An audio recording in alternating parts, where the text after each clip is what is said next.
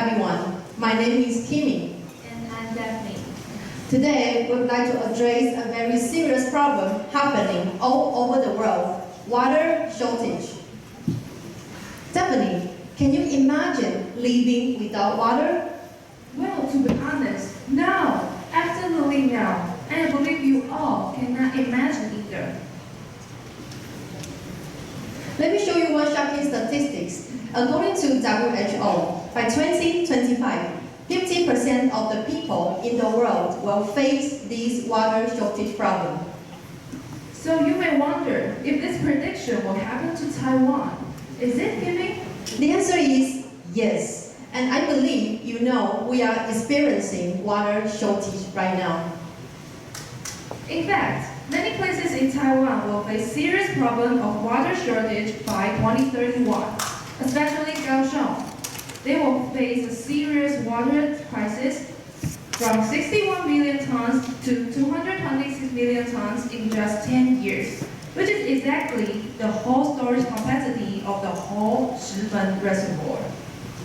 Next, let me present you two shocking statistics. In Taiwan, the freshwater per capita is below the world's average. Taiwan is only 0.41. But ironically, in Taiwan, the water use per day is up to 274 liters, which is the third largest water consumption country. So, where our water goes? As you can see, 71% have been used to agriculture, which according to World Bank is the most part of the water having used in every country.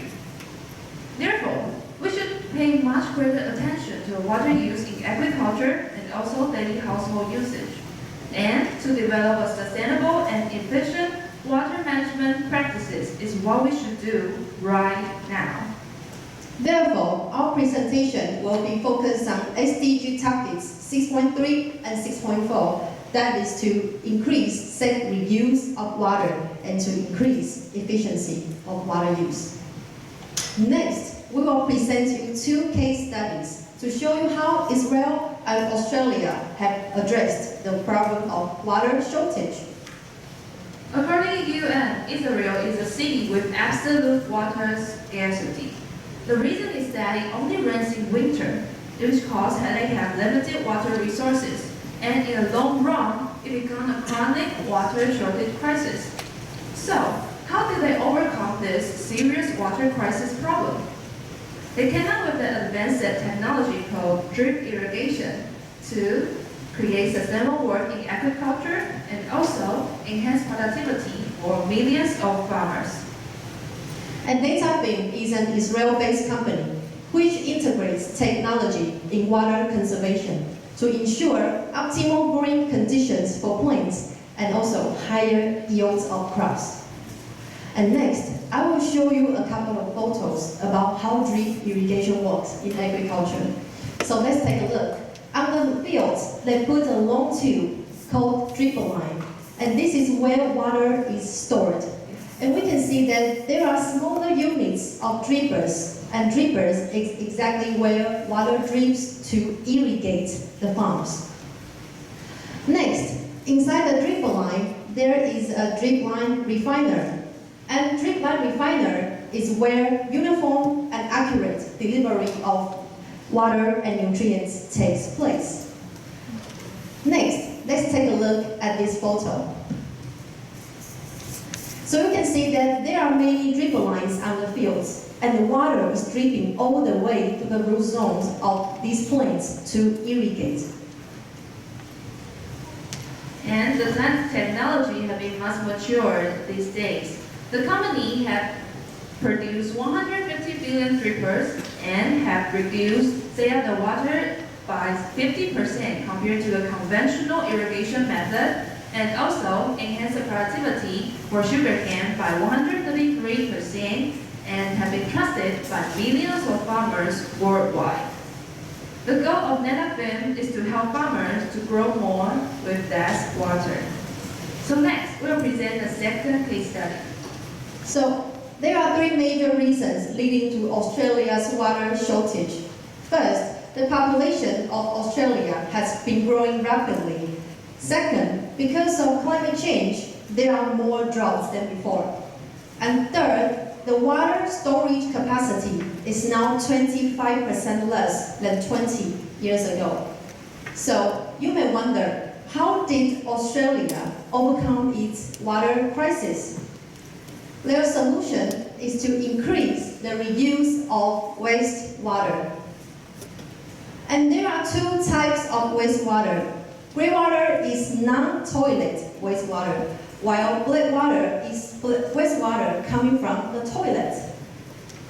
Now let's take a look at the reuse system of wastewater. As you can see on the left side is a reuse system for grey wastewater. First, the wastewater will go through the chorus filter to have the initial filtration, and later go to the sand filter with the help by surge tank, and finally go all the way to the rooftop for that on the rooftop for future usage. And the whole process contains non-chemical, which ensures people to have safe and clean water to use. And appropriately treated grey water can also be used outdoors. It's a system called subsurface irrigation system, which that transports the water to irrigate the plants outdoors. As for black water reuse system, it has four main features. First, it contains the process of microfiltration, and again, it is non-chemical with using biological treatment with worms and microbes. And the subsurface irrigation system is similar to the one that grey water uses. So the water reuse practices has successfully transformed wastewater to clean, safe water. And you can see the percentage of recycled wastewater has grown by more than 8 times. So here comes our suggestions for our government. We strongly recommend our government to adopt drip irrigation system and subsurface irrigation system. And also, farmers can choose to grow crops and fruits that consume less water.